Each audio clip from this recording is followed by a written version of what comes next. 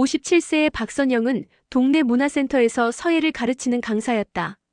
매주 화요일과 목요일 오전 10시부터 오후 1시까지 세 타임을 진행했다. 붓을 쥐고 먹을 가는 시간이 그녀에게는 명상 같았다. 수강생들은 대부분 비슷한 나이의 여성들이었고 그들과 나누는 소소한 일상 얘기가 선영의 하루를 채웠다. 남편을 뇌출혈로 먼저 보낸 지 5년이 지났다. 아들 지훈을 대학까지 보내고 취업시키고 결혼까지 시킨 것이 그녀 인생의 가장 큰 자부심이었다. 지훈은 IT 스타트업에서 개발팀장으로 일하며 바쁘게 살고 있었다. 작년 봄에 결혼한 후 신도시 아파트로 이사했다. 며느리 한소라는 광고회사 기획자였다. 첫 만남에서 소라는 단정한 블라우스와 청바지 차림으로 나타나 활짝 웃으며 인사했다. 어머님 뵙게 돼서 정말 반가워요. 일에 대한 열정이 강하고 말도 조리 있게 잘했다. 선영은 우리 지훈이가 좋은 사람 만났네 하고 안도했다. 처음엔 모두가 어색했지만 웃으려 애썼다.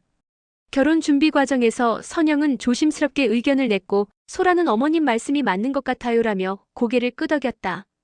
지훈은 두 사람 사이에서 밝게 웃었다. 그러나 시간이 지나면서 선영은 이상한 감각을 느끼기 시작했다. 미세하지만 분명한 변화들이었다. 추석 명절, 선영은 며느리에게 전화를 걸어 올해는 뭐 해먹을까? 하고 물었다. 소라는 잠시 침묵하다가 말했다. 어머님, 저희는 간단하게 배달 음식 시켜 먹으려고요. 둘 다 바빠서요. 선영은 그래도 명절인데. 하고 말을 이었지만 소라는 요즘은 다들 그렇게 해요라며 대화를 끝냈다. 손주 서준이의 첫 돌잔치 날짜를 선영은 지훈에게서 문자로 받았다. 엄마 다음 달 15일 토요일 2시 호텔 3층입니다. 장소도 시간도 이미 정해진 뒤였다. 상의 좀 하지 그랬어? 하고 전화했더니 지훈은 엄마 소라가 알아봤는데 거기가 제일 좋대? 괜찮지? 했다. 선영은 그래 좋아하고 끊었다. 가족단체 채팅방에서도 비슷한 일이 반복됐다. 선영이 이번 주말에 우리 집에서 저녁 먹을까? 라고 보내면 지훈과 소라의 답장은 몇 시간 뒤에 왔다. 엄마, 우리 약속 있어서 안 될 것 같아요. 하지만 그 위로 소라가 친정 어머니에게 보낸 듯한 메시지가 실수로 올라온 적이 있었다. 엄마, 이번 주 토요일에 갈게요. 아무도 노골적으로 선을 긋지 않았다. 소라는 여전히 공손했고 지훈은 여전히 효자였다. 하지만 선영은 알 수 있었다. 자신이 점점 식탁의 가장자리로 밀려나고 있다는 것을. 어느 날 저녁 혼자 식사를 하던 선영은 텅 빈 식탁을 바라보았다. 남편이 앉았던 자리, 지훈이 앉았던 자리 모두 비어 있었다. 그녀는 수저를 내려놓고 한숨을 쉬었다. 내가 뭘 잘못했을까? 하지만 대답은 돌아오지 않았다. 갈등의 시작은 사소했다. 손주 서준이가 돌이 지난 어느 금요일 선영은 아들 집 초인종을 눌렀다. 손에는 직접 만든 미역국과 반찬통이 가득 든 보자기가 들려 있었다. 어머니, 오셨어요? 소라가 문을 열었다. 평소보다 표정이 굳어 보였다. 서준이 보러 왔지. 어디 있어? 자고 있어요. 방금 재웠는데. 선영은 아랑곳하지 않고 안으로 들어가 아이방 문을 열었다. 서준이가 작은 침대에서 곤히 자고 있었다. 선영은 이불을 고쳐 덮어주고 볼에 살짝 입을 맞췄다. 거실로 나온 선영은 가방에서 아기 옷을 꺼냈다. 이거 시장에서 샀어. 요즘 날씨가 쌀쌀해져서 두껍게 입혀야 해. 소라는 옷을 받아들며 잠시 망설이다가 말했다. 어머니, 감사한데요. 저희는 아이 옷 충분히 있어요. 그리고 너무 두껍게 입히면 땀띠가 생길 수 있어서. 아니야, 애들은 추워하면 안 돼. 내가 지훈이 키워봐서 아는데. 요즘 육아는 좀 달라요. 너무 덥게 입히면 오히려. 내 경험이 있는데 왜 안 들어? 순간 공기가 무거워졌다. 소라는 입술을 깨물며 아무 말도 하지 않았다. 그날 이후 선영은 매주 금요일마다 아들 집을 찾았다. 손주를 봐주고 집안일을 도와주고 싶었다. 하지만 소라의 반응은 점점 차가워졌다. 세 번째 금요일 소라가 조심스럽게 입을 열었다. 어머니, 말씀드리기가 좀 그런데요. 왜? 무슨 일 있어? 저희는 아이를 조금 자율적으로 키워보고 싶어요. 어머니께서 너무 자주 오시면 아이가 양육 방식에 혼란스러울까봐 걱정되거든요. 선영은 귀를 의심했다. 내가 뭘 잘못했는데? 잘못하신 게 아니라 저희 나름의 계획이 있어서요. 육아서도 읽어보고 전문가 상담도 받았고요. 나는 애 하나 키워봤다고. 책보다 경험이 더 중요해. 물론 어머니 경험도 소중하지만 시대가 바뀌었잖아요. 요즘은. 선영은 더 듣고 싶지 않았다. 그 말은 정중했지만 그녀에게는 명백한 거절이었다. 알았어. 내가 방해가 되는구나. 그런 뜻이 아니에요, 어머니. 됐어. 나간다. 선영은 가방을 들고 현관문을 나섰다. 소라가 뒤따라 나왔지만 그녀는 돌아보지 않았다. 집으로 돌아오는 버스 안에서 선영은 창밖을 바라보았다. 도와주려는 건데. 라는 말을 삼켰다. 그녀 세대의 가족은 함께가 기본이었다. 시어머니가 며느리를 돕고 며느리는 시어머니를 모시는 것. 그게 당연했다. 하지만 소라에게 가족은 적절한 거리가 중요한 것 같았다. 간섭이 아닌 존중, 의무가 아닌 선택. 선영은 이해할 수 없었다. 그날 밤 지훈에게서 전화가 왔다. 엄마, 소라한테 들었어. 무슨 일 있었어? 아니야. 아무 일도 없어. 엄마, 소라도 나름대로 생각이 있는 거니까 이해해줘. 내가 누구 편이야? 편이 어디 있어? 우리 다 가족인데. 선영은 쓴웃음을 지었다. 가족. 두 사람은 같은 한국어를 쓰고 있었지만 가족에 대한 정의는 전혀 달랐다. 며칠 후 서예 수업 중 한 수강생이 물었다. 선생님, 요즘 안색이 안 좋으세요. 무슨 일 있으세요? 선영은 고개를 저었다. 아니에요. 괜찮아요. 하지만 붓을 쥔 손이 미세하게 떨리고 있었다. 먹물이 번지며 글씨가 흐트러졌다. 선영은 그 흔적을 바라보다가 조용히 붓을 내려놓았다. 어느 화요일 오전 서예 수업이 일찍 끝났다. 수강생 한 명이 감기로 결석하고 다른 한 명은 급한 일로 먼저 나가면서 선영은 평소보다 1시간 일찍 집에 돌아왔다. 소파에 앉아 물을 마시던 그녀는 무심코 휴대폰을 집어들었다. SNS를 자주 하는 편은 아니었지만 가끔 수강생들이 올린 글을 구경하곤 했다. 그러다 우연히 며느리 소라의 계정을 발견했다. 프로필 사진은 서준이와 찍은 사진이었고 최근 게시물이 몇 개 보였다. 선영은 스크롤을 내렸다. 예쁘게 차린 브런치 사진, 서준이가 장난감을 가지고 노는 영상, 그리고 며칠 전 올라온 글. 육아는 우리 둘의 목. 간섭 없는 환경이 최고. 해시태그 육아, 해시태그 부부육아, 해시태그 우리만이 방식. 그 문장을 보는 순간 선영의 심장이 철렁 내려앉았다. 간섭 없는 환경이라는 말이 눈에 박혔다. 댓글에는 친구들의 공감이 줄줄이 달려 있었다. 맞아요. 주변에서 이래라 저래라 하면 진짜 힘들어요. 우리도 그래요. 경계 설정이 중요해요. 부부가 중심이 되어야죠. 선영은 휴대폰을 내려놓았다. 간섭이라는 단어가 자신을 향한 화살처럼 느껴졌다. 그녀는 간섭한 적이 없었다. 단지 도와주고 싶었을 뿐이다. 손주를 보살피고 며느리의 짐을 덜어주고 싶었을 뿐이다. 하지만 소라에게 그것은 간섭이었다.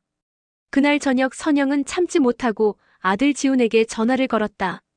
지훈아, 나 물어볼 게 있어. 응, 엄마. 무슨 일이야? 엄마가 그렇게 부담이 되니? 지훈은 잠시 침묵했다.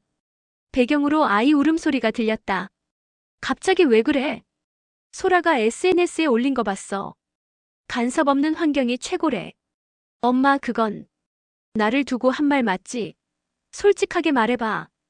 지훈은 한참을 망설이다 말했다. 부담은 아니야. 다만 우리도 우리 방식으로 살아보고 싶어. 엄마는 엄마 방식이 있었고 우리는 우리 방식이 있잖아. 내가 뭘 잘못했는데? 잘못한 게 아니라. 엄마, 우리도 처음 부모 되는 거야. 시행착오도 겪어보고 직접 배워가고 싶어. 엄마가 다 알려주시면 고맙긴 한데 우리가 스스로 해볼 기회가 없잖아. 나는 도와주려고 했던 건데. 알아.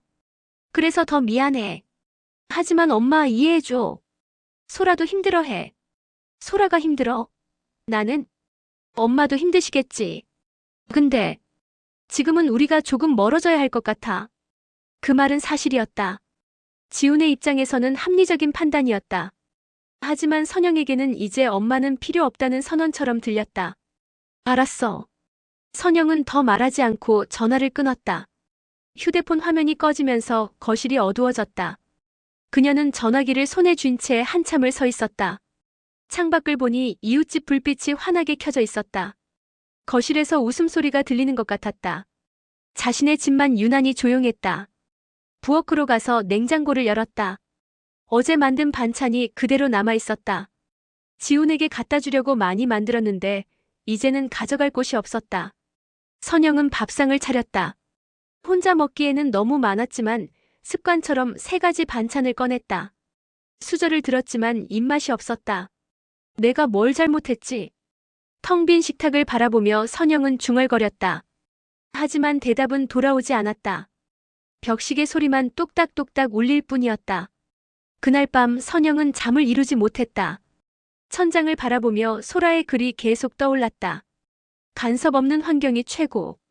그 문장이 머릿속에서 맴돌았다. 나는 간섭했을까? 아니면 사랑했을까? 선영은 알 수 없었다. 경계가 어디인지, 자신이 언제 선을 넘었는지. 상황을 더 복잡하게 만든 건 뜻밖의 사건이었다. 그날은 목요일 오전이었다. 선영은 서예 수업을 준비하기 위해 문화센터 강의실에 들어섰다. 평소처럼 북과 먹을 준비하고 수강생들의 작품을 확인하려 했다.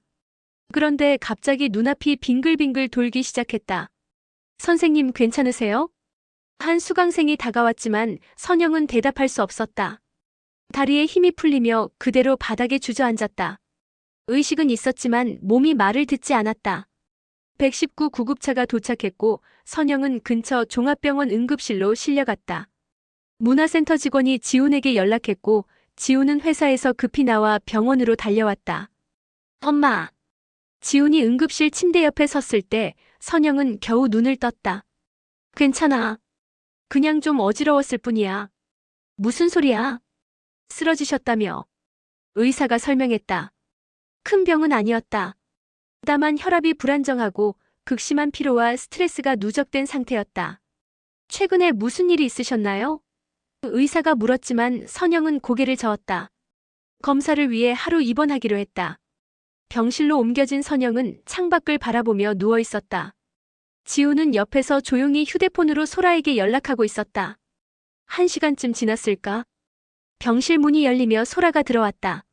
손에는 과일 바구니가 들려 있었다. 어머니, 괜찮으세요? 선영은 놀라 몸을 일으키려 했다. 소라를 마주대하기가 어색했다. 왜 왔어? 바쁠 텐데. 서준이는 친정엄마가 봐주시기로 했어요. 어머니 걱정돼서 왔어요.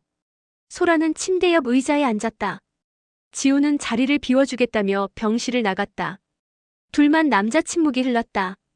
소라가 먼저 입을 열었다. 어머니, 제가 말씀드릴 게 있어요. 뭔데? 저희가 선을 그은 건 어머니를 밀어내려는 게 아니었어요. 선영은 대답하지 않았다. 저도 제 엄마랑 비슷한 갈등이 있었거든요. 제가 결혼했을 때 엄마가 너무 많이 관여하셨어요. 뭘 먹어라, 어디 가지 마라, 애는 언제 가질 거냐? 숨이 막힐 것 같았어요. 소라의 목소리가 떨렸다. 그래서 엄마한테 거리 좀 두자고 했어요. 엄마는 많이 서운해하셨죠? 지금도 저한테 섭섭해하세요.